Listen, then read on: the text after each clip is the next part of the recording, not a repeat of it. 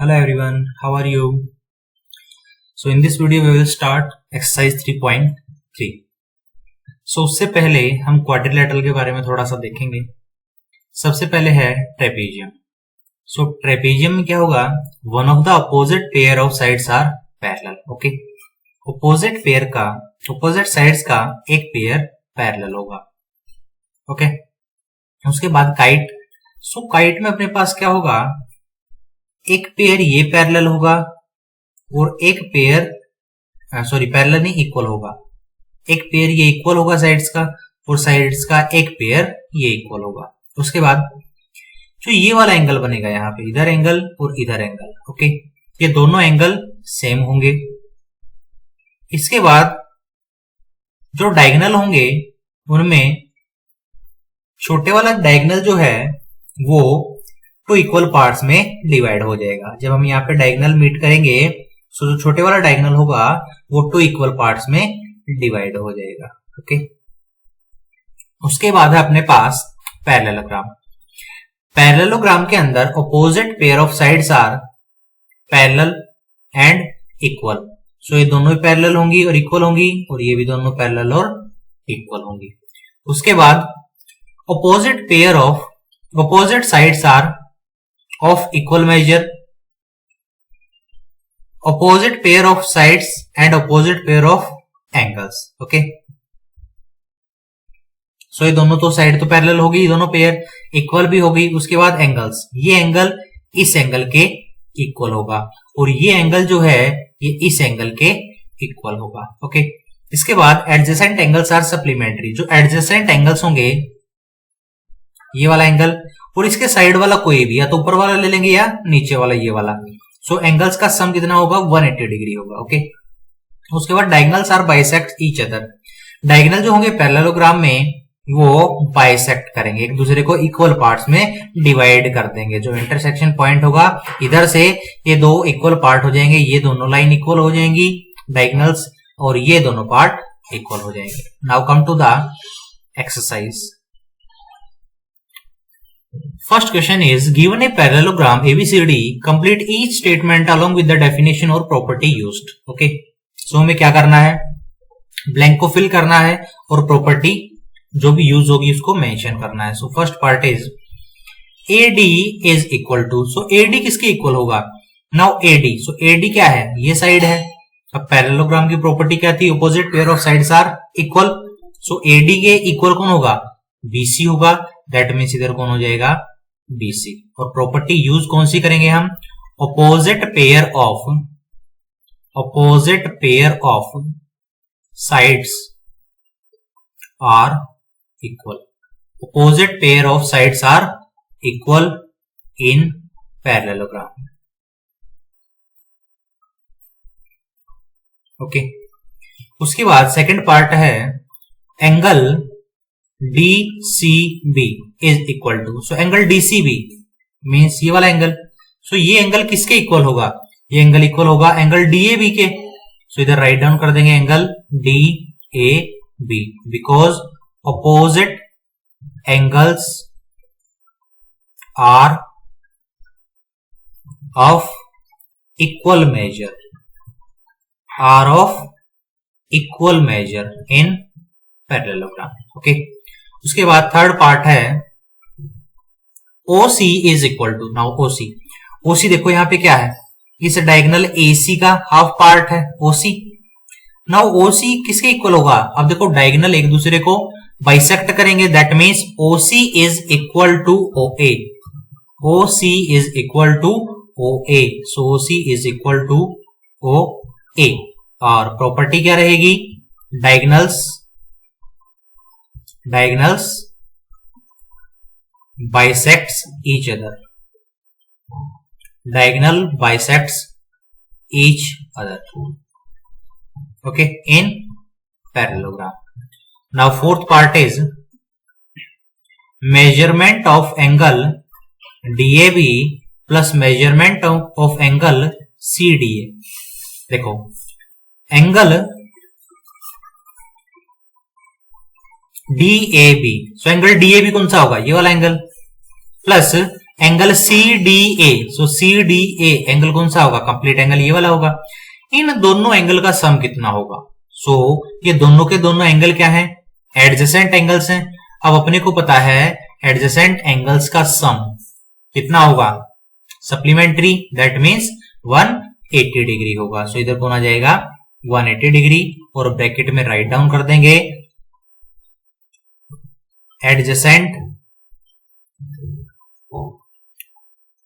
Adjacent angles are supplementary, adjacent angles are supplementary in parallelogram. Okay. Now come to the question number second. Second question में consider the following parallelograms, find the values of the unknowns x, y and z. So अपने को parallelogram given है और x, y and z की value find out करनी है। So the first one is, आप देखेंगे तो angle B is equal to 100 degree है, सो y भी कितना होगा 100 डिग्री ही रहेगा। सो फर्स्ट ऑफ ऑल सबसे पहले angle y is equal two of 100 degree and right down कर देंगे ऑपोजिट एंगल्स आर इक्वल। ना उसके बाद angle x and y find out करेंगे, x and z। So x and z find out करने के लिए हम x और z में से किसी भी एक एंगल को लेंगे, for example angle z plus adjacent angle. अब देखो एडजेसेंट एंगल दोनों के दोनों ही 100 के हैं, y भी 100 का हो गया और इधर तो 100 था ही, सो प्लस 100। अब एडजेसेंट एंगल्स का सम कितना होगा, सप्लीमेंट्री मींस 180 डिग्री होगा। सो इधर राइट डाउन कर देंगे adjacent angles are supplementary. Okay, adjacent angles are supplementary. Now इसके बाद angle Z is equal to 180 degree minus 100 degree. Okay, so angle Z is equal to 80 degree. अब angle Z अगर 80 degree है, so that means angle X भी कितना होगा 80 degree ही रहेगा। Angle X is equal to 80 degree because opposite angles are equal. Okay, now come to the next part. So again x, y and z find out करने हैं। So first of all x find out कर लेंगे। So x, angle x is equal to, अब देखो x के side में angle कितना है 50 डिग्री का है। सो एडजेसेंट एंगल्स के प्रॉपर्टी यूज कर लेंगे यहाँ पे, angle x plus 50 degree is equal to 180 degree. Okay, adjacent angles are supplementary. Okay, so angle x is equal to 180 degree minus 50 degree, so angle x is equal to 130 degree. अगर angle x 130 degree का है, so that means angle y भी कितना होगा 130 degree का ही रहेगा। Opposite angles are equal, opposite angles are equal. अब इसके बाद एंगल Z फाइंड आउट करना है। So angle Z is equal to angle X, why corresponding angles. Okay, angle X और Z दोनों के दोनों क्या है कोरेस्पोंडिंग एंगल्स हैं। So angle Z is equal to 130 degree. और हम क्या कर सकते हैं, इस एंगल को कुछ भी लेट कर सकते हैं, एंगल 1 लेट कर लिया। Okay, so angle 1 plus angle Z is equal to 180 degree होगा। क्यों? Due to linear pair. So आप ये प्रॉपर्टी भी यूज कर सकते हो, इधर से भी जो एंगल है वो सेम आएगा। ओके, अब एंगल 1 जो है वो 50 होगा, क्यों? अपोजिट एंगल है। So angle 1 50 degree, so angle Z is equal to 180 degree minus 50 degree, angle Z is equal to 130 degree. So answer as it is same आएगा, आंसर डिफरेंट नहीं होगा। सो इन दोनों में से आप कोई भी तरीका यूज कर सकते हैं एंगल Z के लिए। इसके बाद थर्ड पार्ट है, सबसे पहले एंगल X फाइंड आउट करेंगे। So angle X is equal to 90 degree. 90 degree क्यों होगा? बिकॉज ये 90 डिग्री है, सो ये भी 90 डिग्री होगा। अब प्रॉपर्टी मेंशन कर देंगे यहां पे, vertically opposite angle, vertically opposite angles. Okay, अब इसके बाद हम फाइंड आउट करेंगे angle y। So angle y plus angle x plus 30 degree is equal to 180 degree, क्योंकि एक ट्राइंगल हो गई और इस ट्राइंगल में तीनों एंगल का सम कितना होगा? 180 डिग्री होगा, due to angle sum property, angle sum property of triangle, angle sum property of triangle. So angle y is equal to angle x कितना हो जाएगा? 90 डिग्री का है, सो इन दोनों को उधर शिफ्ट कर देंगे या इधर ही राइट डाउन कर लेंगे एक बार। 90 degree plus 30 degree is equal to 180 degree. Now angle y is equal to, ये दोनों कितने हो गए? 120 डिग्री। सो 180 डिग्री उधर माइनस हो जाएगा, 120 degree is equal to 60 degree. So angle y तो कितना आ गया? 60 डिग्री। अब हमें फाइंड आउट करना है angle z। So angle z is equal to angle y। Okay, और एंगल y कितना है? 60 डिग्री का। सो एंगल z भी कितना हो जाएगा? 60 डिग्री का। क्यों हो जाएगा? बिकॉज देखेंगे तो ये दोनों पैरेलल लाइन है, ये और ये पैरेलल लाइन है, और इधर से एक लाइन ट्रांसवर्सल लाइन है ये।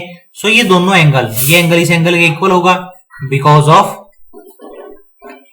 Alternate interior angle, alternate interior angle.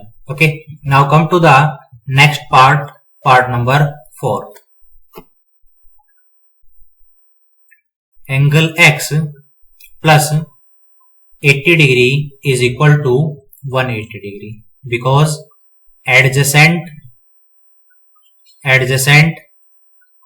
Angles are supplementary, adjacent angles are supplementary. Okay, so इन दोनों का सम कितना हो जाएगा? 180 डिग्री हो जाएगा। So angle x is equal to 180 degree minus 80 degree. So angle x की वैल्यू कितनी हो जाएगी? 100 degree. Now angle x 100 degree हो गया। Angle y is equal to 80 degree. Okay, opposite angles are equal, opposite angles are equal. अगर ये 80 है so y भी कितना हो जाएगा? 80 हो जाएगा। इसके बाद angle z is equal to also 80 degree, okay, because of corresponding angles, okay, because अगर ये 80 डिग्री का है so ये भी z भी 80 डिग्री का होगा। ये दो पैरेलल लाइन है यहाँ पे और ये एक ट्रांसवर्सल लाइन है, so ये एंगल और ये एंगल इक्वल रहेंगे due to corresponding angles। Now come to the part number 5। इधर 40 डिग्री का एंगल है, इधर y, इधर x, इधर 112 डिग्री का और इधर है z। So first of all angle y is equal to 112 degree because opposite angles are equal, opposite angles are equal. Okay, so y इस एंगल के इक्वल हो गया। ना अपने को फाइंड आउट करना है, इधर z बच गया और x बच गया। अब देखो इधर से y फाइंड आउट हो गया और ये 40 भी अपने को पता चल गया, तो x को हम फाइंड आउट कर सकते हैं। एंगल x प्लस ये y plus 40 degree is equal to 180 degree. Okay, angle sum property, angle sum property, angle sum property of triangle. Okay, so angle x plus इन दोनों को ऐड करेंगे, सो ये हो जाएगा अपने पास 152 degree is equal to 180 degree. Angle x is equal to 180 degree minus 152 degree. Okay, so angle x is equal to 28 degree. अब अपने पास एंगल x भी आ गया, 28 डिग्री होगा, y भी आ गया 112 डिग्री हो गया, इधर 40 हो गया, इधर ये भी कंप्लीट हो गया। अपने को फाइंड आउट करना है angle z। Okay, now angle z is equal to angle x। Angle Z is equal to angle X and that is equal to 28 degree because alternate interior angles, ये दो parallel lines है यहाँ पे। Okay, एक ये transversal line है, so angle Z जो है वो एंगल X के इक्वल हो जाएगा और इसका मेजर कितना हो जाएगा 28 डिग्री। X और Z दोनों के दोनों 28 degree. So subscribe the channel.